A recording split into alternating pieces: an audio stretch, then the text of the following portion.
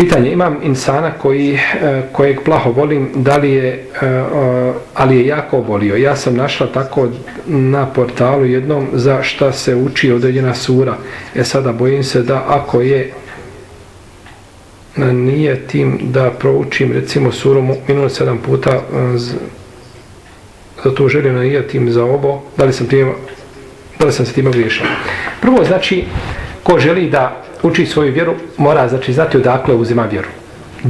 Samo što je preuzeto nešto s određenog portala, to nije dovoljno. Portal mora biti provjeren. Znači, ako imamo neke provjerene portale na kojima se nalaze znači određeni tekstovi ili fetve i slično tome, onda se može sa toga znači uzimati bez posebnih provjera, ako to pišu znači daje i slično tome. U protivnom, samo portal kao portal sam za sebe nije dovoljan. Ili knjiga kao knjiga na arapskom i da čitamo, knjiga na arapskom ima koje su znači ispunjene znači raznoraznim i novotarijama i prijestupima šerijetskim i suprotnostima i slično tome. Pa ovo što je znači nađeno da svaka sura vrijedi za određenu bolest ili slično tome, to nije utemeljeno.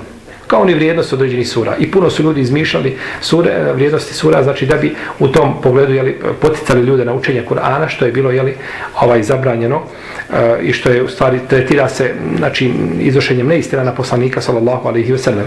Tako isto znači učenje određenih sura za određene bolesti. Kur'an je općenito znači lijek i ova bolest znači ovoj osobi treba ona treba sama sebi učiti Kur'an i rukju, ako ne može ona da ju neko prouči, neće ni to na kraju smetati, iako je preče da sama sebi uči, da ne traži nikoga učenja ruke.